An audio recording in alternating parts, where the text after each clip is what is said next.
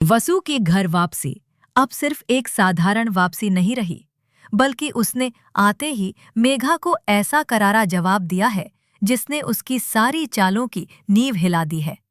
कहानी इस मोड़ पर आ गई है जहां सच और झूठ आमने सामने खड़े हैं। सब कुछ तब शुरू हुआ जब कुछ गुंडे फिर से वसु के साथ दुर्व्यवहार करने लगे। देव, जो पहले भी वसु को लेकर बेहद संवेदनशील रहा है, अब गुस्से में आकर उन गुंडों की धुलाई कर देता है। उसकी इस हरकत से माहौल तनावपूर्ण हो जाता है और तभी पुलिस मौके पर पहुंचती है और देव को गिरफ्तार कर लेती है। चंद्रिका बिना पूरी सच्चाई समझे देव पर नाराज हो जाती है और उसके खिलाफ बोलने लगती है, लेकिन देव के पिता समय पर आकर उसे बेल पर रिहा करवा देते हैं। और फिर वसु पूरी हिम्मत के साथ सामने आकर पुलिस को बताती है कि असली गलती किसकी थी। ये वही गुंडे थे जो उसे परेशान कर रहे थे, और यह सब कुछ किसी के कहने पर हुआ।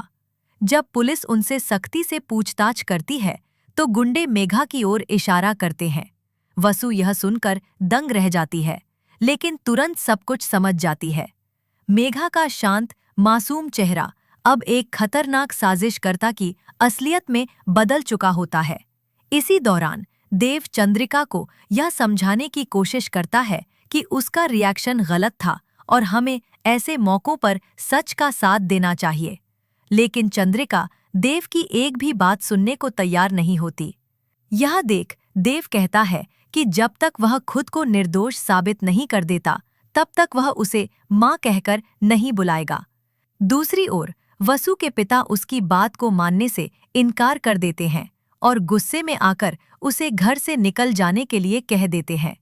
वसु, जो पहले से ही अंदर से टूटी हुई होती है, बिना देव से कुछ कहे चुपचाप घर छोड़ देती है। मेघा को लगता है कि उसका रास्ता अब पूरी तरह साफ हो गया है और उसकी खुशी का ठिकाना नहीं रहता, लेकिन किस्मत को कुछ और ही मंजूर होता है। वसु जब घर से बाहर निकलती है, तभी उसे ऐसे संकेत और बातें पता चलती हैं जो ये साबित कर देती है कि मेघा की असली मंशा चौहान परिवार को बर्बाद करने की है। वसु जान जाती है कि मेघा सिर्फ एक चालाक लड़की ही नहीं, बल्कि करिश्मा की बहन है और वह इस पूरे प्लान के पीछे है। ये सारी जानकारी मिलने के बाद वसु डरने या